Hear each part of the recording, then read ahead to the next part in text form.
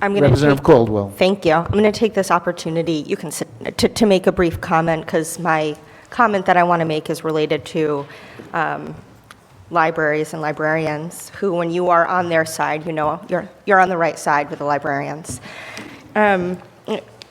You know, I want to say briefly, first of all, as many of you know, my son is in 4th grade, my daughter's in 1st, but my son is 10 years old. He's in the 4th grade at our public schools in East Greenwich. And none of this is a problem at all. He reads books with people of all different races in them. I've never heard a complaint. I've seen almost all of them. He certainly, at the age of 10 and in 4th grade, is not taught sex ed at the elementary school, so I don't know what age is too young, but they're not teaching it as young as 10.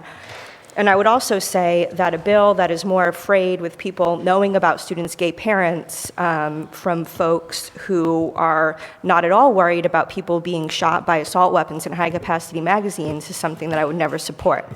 But what I say about the librarians is a little bit of a personal story, which everybody knows I love to tell, and I will be very brief. I will, I promise. In regards to how books help us empathize with people and can teach us about different things. When I was a little kid, I went to Hoxie School before the chairman and I went to Pilgrim in Warwick, decades apart. You're always going after that extra credit. Anyway, I was in 6th grade and I had Mrs. Cutler as a teacher.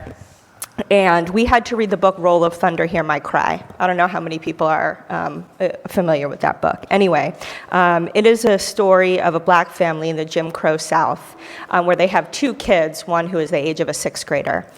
And at one point in this book, they come home from something and the Ku Klux Klan has burned a cross on their lawn. I was incredibly upset after reading this. This is what Wendy Becker talked about when she talked about this stuff shining light on difficult subjects, right? I was very upset when I read that. Nobody made me think it was my fault because I was white. And when I went home and talked to my parents about it and told my teacher I was upset, we talked about it and we talked about history. And reading that book in 6th grade, where I was like, I don't know how old you are in 6th grade, 12, has stayed with me for literally my entire life. Still today, I think about that. And that gave me an experience that I couldn't have necessarily experienced in another way. And it allowed me to learn and think about people who are different than myself in that way. And that book would probably be banned under this bill because it also says it bans the term supremacy altogether. And I understand that has become a controversial word, but of course the Ku Klux Klan is rooted in white supremacy.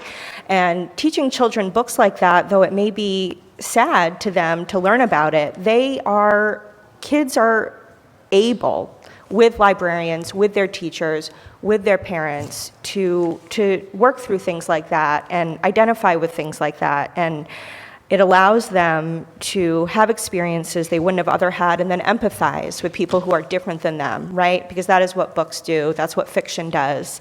To be scared of those books is foolish and ignorant, and we're made better by those, and that is hopefully going to be the last I have to say on this bill for the rest of the day. But I thank you all for being here. Like Wendy, I will say gay and trans, and I know I speak for many members of our committee, that we are here for you, not all, and we have your back. So thank you for being here. Thank you, Representative Caldwell.